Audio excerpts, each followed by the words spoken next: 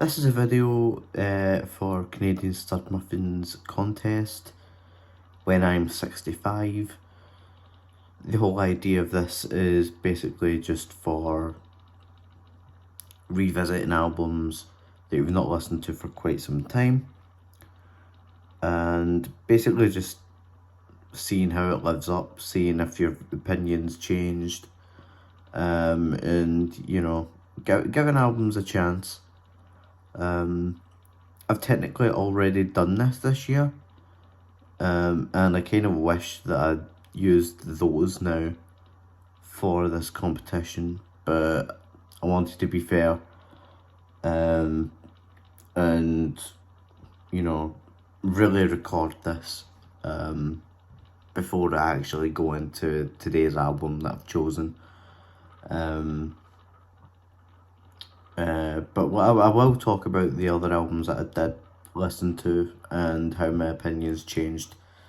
So, I am a fan of this lady here, Lucy Rose, and she's like a singer-songwriter, sort of like a modern take on folk singers. She reminds me of Joni Mitchell, or more so Joni Mitchell reminds me of Lucy Rose, because I actually discovered Lucy Rose before I heard Joni Mitchell. So that was like a sort of strange revolution for me. And it was her latest two albums that I listened to. I listened to them both in the same night. Both of them are about 35 minutes each. And originally, I guess I didn't pay them enough attention. And I suppose I wasn't really expecting much of them, hence why I didn't bother recording it. But then I just found myself really thoroughly enjoying basically every single track from them when I was sitting there, just taking in the music just with headphones, nothing else, because, believe it or not, headphones is something I didn't use in 2019. I just used earbuds usually, but I do remember when I listened to those albums for the first time, I didn't even use the earbuds. I just blared it through the TV. Not this TV, but TV. Different. It was different. I wasn't really focusing on the music either. So it wasn't really giving the album a fair pop, and listening to albums generally at the time is something I didn't really do. But then through re-listening to them a few years later in 2023, I discovered these are really good albums, and I think she deserves a lot more credit than I gave her at the time. Today's album, though, that I'm going to be listening to or re-listening to, giving another crack, it's a similar situation to those albums. I listened to it once and I never listened to it again. I did listen with headphones. I just found it awfully dull, and that all the songs were too long and unfinished, is how I would probably describe it. And that is U2's Pop. Now, this is a divisive album among U2 fans, because some people think that U2 are done by this time. Some people think this is the last good album by U2. I disagree. I think they've had better albums since then. Even as late as Songs of Innocence. But I think I'm going to make a video on that album, just on its own, just talking about that album, because that gets an inhuman amount of hate. And I think that everything related to it is not related to the music. I think when you're talking strictly about the music, it doesn't deserve the hate that it gets at all. That's my personal opinion, in a nutshell. But we'll get to that eventually one day. But yeah, Pop, I just never felt any real proper attachment to any of the songs on this. I guess we'll see if that changes tonight. I'll give it a proper go. And I mean, I'm a big U2 fan. I love U2. I'm more of a fan of the early U2. And when I say early U2, I mean literally the post-punk era of U2, the first three albums. Boy, October, War's my favourite U2 album. And even Unforgettable Fire. Unforgettable Fire is like a really good mix of like the post-punk stuff that they were doing, and then adding Brian Eno's touch of ambience in there. Really sort of cements itself among all U2 albums, I think it's a fantastic touch. And not only that, I mean, I'm still currently, right at the moment, I'm reading through this. Because I went to go and see the memoir. The sort of the tour that Bono done, and I went and saw him with my brother. We weren't able to record it because they put our phones in these little pocket things, and we were sat there for hours unable to use our phones because we weren't allowed to record video. But yeah, that was a great event as well. So still to this day, I still, you know, I still keep my eye out for whatever U2 and Bono are doing.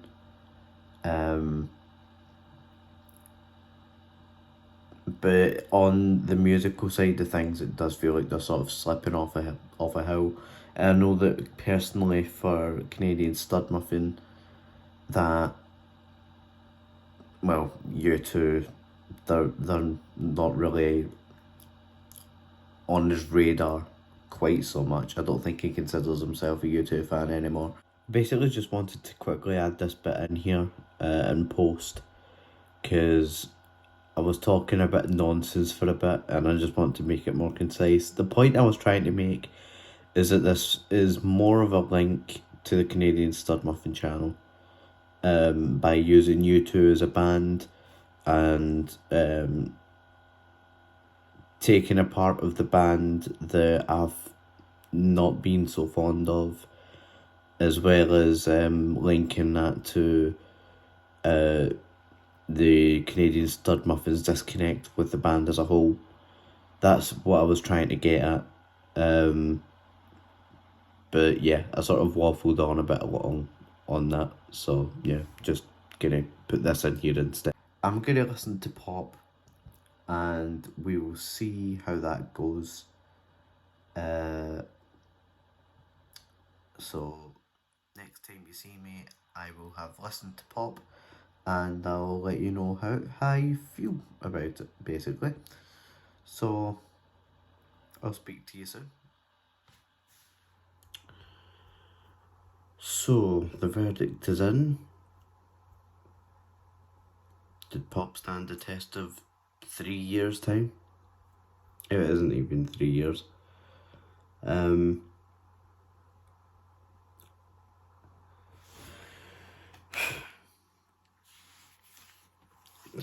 know if it's quite obvious enough, but just finished listening to it and I still feel the same way about it, to be honest. I still stand by basically every statement that I said about it. All the songs feel a little bit dragged out. Even the ones that I do like feel a bit like that, apart from maybe Discotheque. If God Will Send His Angels, I've sort of warmed up to, but the rest of them I'm just sort of so whatever, you know. I just don't like. From Staring at the Sun, which I'm looking at the streaming numbers on Spotify at the moment, has double the amount of anything else on the album. I really don't understand why. I just didn't care for it at all. It's the same for basically everything right down to Please, and I quite like Wake Up Dead Man, and that's it. That's essentially just, that's essentially my feelings on this, is everything feels too long. It doesn't need to be an hour, it didn't have to be 60 minutes. They could have done away with it. They could have either done away with some of these songs, or they could have shortened them down, because they just, you know, they either repeat into nothing, or they change but they don't change enough to keep your interest going. You're already sort of done with the song before it actually changes to keep you interested. And I would argue that a couple of the albums that come after this also suffer from similar problems, particularly All That You Can't Leave Behind. It's the most front heavy album I have ever listened to in my life. The first 5 songs from the opener up until Kite, or maybe In a Little While, all great songs, and it just goes, it just falls off a cliff completely. And that kind of happens here, only it's more, it starts off good, falls off a cliff, and then at the last song, when it comes to Wake Up Dead Man, it's like, oh, okay. Yeah. So unfortunately, this experiment has failed on this album, but at least I've told the story of the other albums that I listened to and the successes of that. So make of that what you will. I'm glad that I've revisited this though, because I mean, I wanted to re-listen to it for basically when I actually watched the video and heard the idea for the contest. I was like, you know, I think I know exactly what I want to listen to when it comes to this, and there was no other pick other than pop really for this. I feel like, for me personally at least. So there you have it.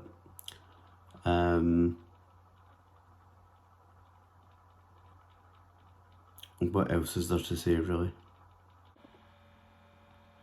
Just want to add a quick update to the end of this video as well.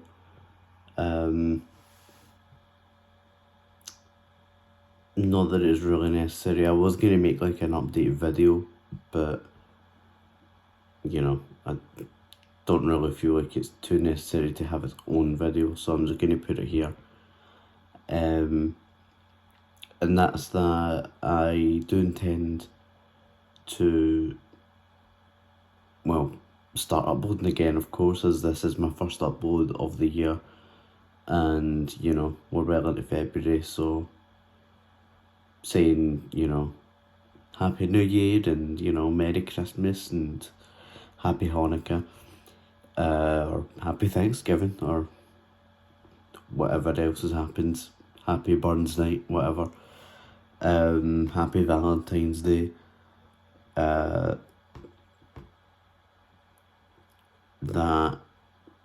well, I do intend to make more videos. There are so many things that I want to talk about, in terms of lists of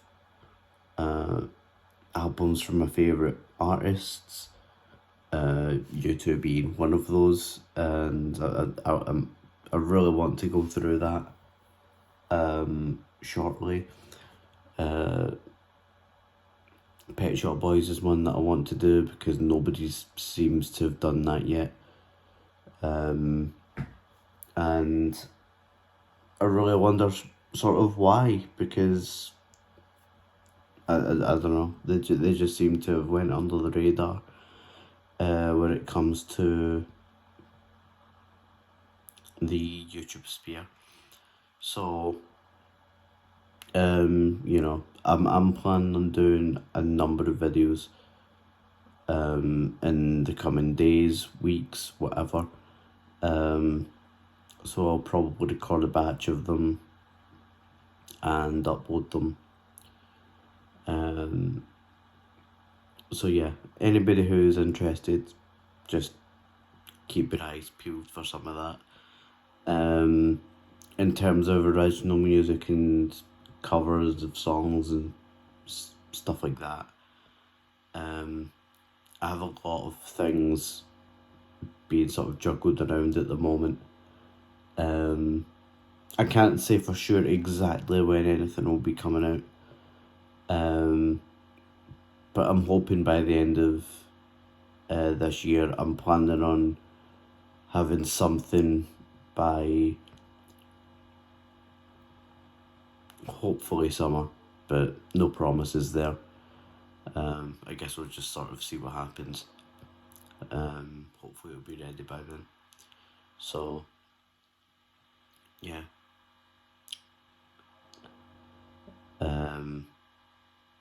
Yeah, I guess at the end of videos you say like and subscribe and all that, don't you? So yeah. Good luck in everybody's submissions as well. I'll probably be watching some of those because I quite like watching other people talk about their relationship with music. Who doesn't enjoy